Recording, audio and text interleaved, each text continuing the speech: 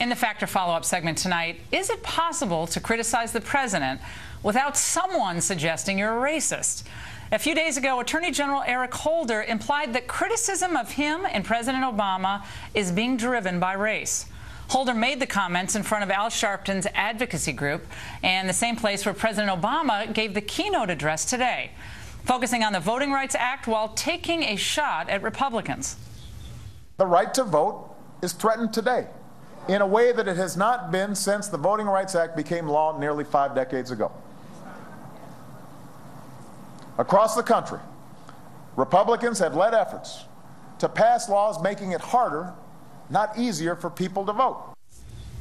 Joining us now from New York is Rich Benjamin. He's a senior fellow at Demos and the author of the book Searching for Whitopia, an improbable journey to the heart of white America.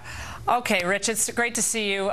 Here's what I'm wondering about, okay? We got the anniversary of the Civil Rights Act. Obviously, the president wants to commemorate that. All the former presidents did.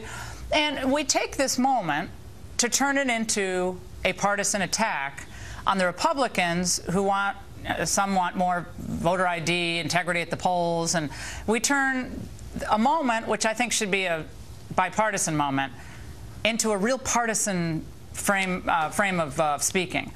I find that to be, frankly, reprehensible, but it doesn't surprise me. Your response?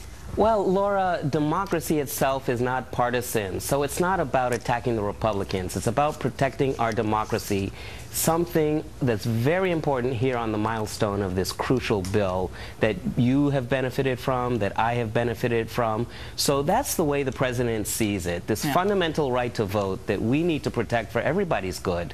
And so it's democracy, when you protect it, is really not a partisan move. Right, but move. this is about race here. For the president, this is about race. I mean, he's speaking about this at an incredibly important race, event that commemorates racial equality and so forth. And on the heels of what Eric Holder said this week, intimating that the reason he's being questioned about 4 dead Americans or IRS targeting or any of these other scandals is because of the color of his skin. Now, he's the Attorney General of the United States.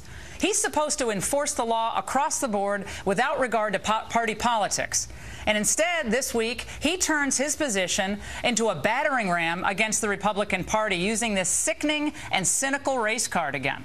Again, I find that to be antithetical to what the civil rights movement was supposed to be all about, true opportunity. He has an opportunity. I think he's failing as Attorney General, not because he's black, but because he's doing a really lousy job. That doesn't make me a racist. Go ahead. Well, I don't think Eric Holder would agree that he's failing. So he didn't say that he was failing, and B, he didn't say he was failing because he was race. Rather, what we saw today is a civil rights group that works on behalf of all Americans gathering, and the president remarking a civil rights legislation and commenting on the right to vote. And it's going to be very important because from Wisconsin to Ohio and all these important swing states that are going to matter not only in 2014 but in 2016, so when we're limiting the right to vote of several Rich, this is an attempt to deflect, right? I mean, your own think tank did a study about black and brown unemployment. I'm sure you're aware of the study, are you not? The crisis in black and brown youth unemployment.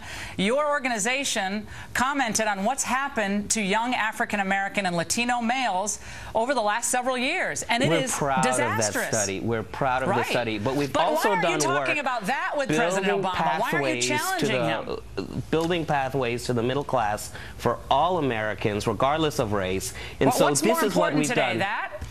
Pardon? Don't you think that is the real crisis today? Young African Americans and Latino males and everybody, frankly, they don't have any opportunities. Democracy is a crisis. What the president spoke of today is a crisis. When people are limited in terms of voting hours, in terms of voting times, in terms of restrictive voting IDs, that's also a crisis.